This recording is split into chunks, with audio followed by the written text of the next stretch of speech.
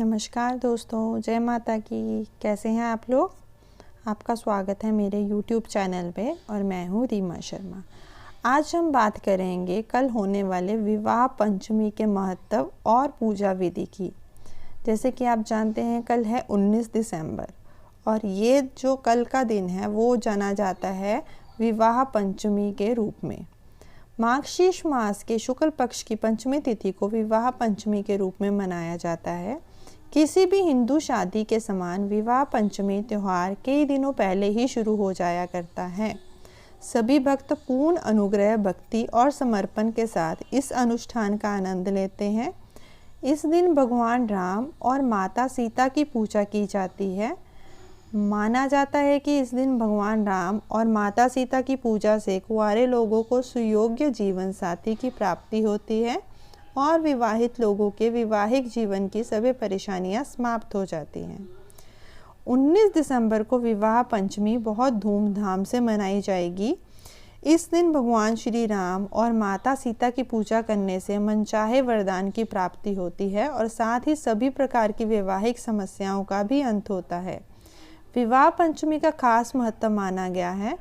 माना जाता है कि इससे विवाह में आने वाली सभी बाधाएं दूर होती हैं और एक सुयोग्य साथी की प्राप्ति होती है।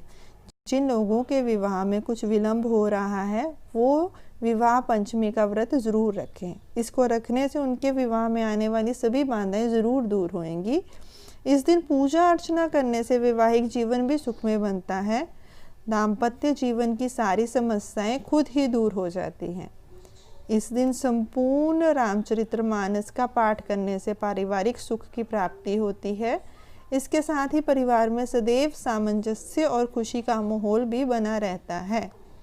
इसके अलावा इस दिन रात्रि में भगवान राम और सीता के भजन करना बहुत ही शुभ माना गया है। आइए अब आपको जानते हैं विवाह पंचमी का महत्व और इसकी पूजा विधि।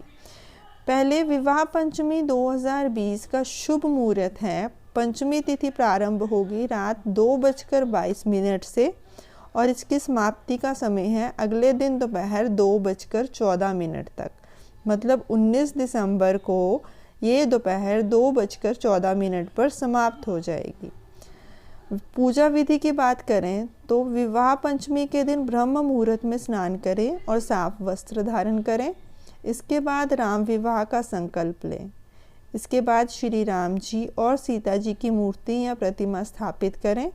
मूर्ति स्थापना के बाद भगवान राम को पीले वस्त्र और माता सीता को लाल वस्त्र अर्पित करें। ओम जानकी वल्लभाय नमः इस मंत्र का कम से कम 108 बार जाप जरूर करें और भगवान राम और सीता का गठबंधन करें। इसके बाद भगवान राम और सीता जी की आरती करें और गांठ लगे वस्त्र को अपने पास संभाल कर रख लें।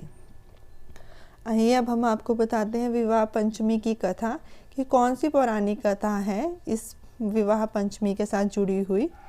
पुराणों के अनुसार भगवान राम भगवान विष्णु और माता सीता माता लक्ष्मी के रूप में पैदा हुए थे। राजा दशरथ के घर पैदा हुए राम जी और राजा जनक की पुत्री के रूप में सीता पैदा हुई। बताया जाता है कि सीता माता का जन्म धरती से हुआ था। जब राजा जनक हल जोत रहे थे तब उन्हें एक नन्ही सी बच्ची अपने खेतों से मिली। ये कोई और नहीं माता सीता ही थी। एक बार माता सीता ने मंदिर में रखे धनुष को उठा लिया था। इस धनुष को सिर्फ परशुराम जी के अलावा और कोई नहीं उठा पाया था। तब से राजा जनक ने घोषणा कर डाली कि जो भी भगवान विष्णु के इस धनुष को उठाएगा उसी से ही सीता माता का विवाह होगा। स्वयंवर में महर्षि वशिष्ठ के साथ भगवान राम और लक्ष्मण भी दर्शक के रूप में बैठे थे। सीता माता के स्वयंवर में कई राजाओं ने प्रयास किया लेकिन कोई भी उस धनुष को हिला नहीं पाया। इस प्रकार राजा जनक ने करुणा भरे शब्द में कहा कि मेरी सीता के लिए कोई योग्य नहीं है। तब राजा जनक को देख महर्षि वशिष्ठ ने भगवान राम से इस स्वयंवर में हिस्सा लेने को कहा। गुरु की आज्ञा का पालन करते हुए भगवान श्री राम ने धनुष को उठाया और उस पर प्रत्यंचा चढ़ाने लगे। प्रत्यंचता चढ़ाते वक्त धनुष टूट गया। भगवान श्री राम के बलिष्ठ को देख माता सीता उन पर मोहित हो गई और जयमाला श्री राम के गले में डाल दी। इस तरह भव्य आयोजन से माता सीता और भगवान श्री राम का विवाह संपन्न हुआ। तो ये थी दोस्तों विवाह पंचमी की पौराणिक कथा, और मैंने इसमें आपको सारा कुछ बताया है कि इसका महत्व क्या है और किस विधि से इसकी पूजा करनी चाहिए। अगर आपको ये चैनल अच्छा लगा तो इस चैनल को लाइक कीजिए, सब्सक्राइब कीजिए और शेयर कीजिए। हम जल्दी ही अगली वीडियो में मिलेंगे, तब तक के लिए जय माता की जी।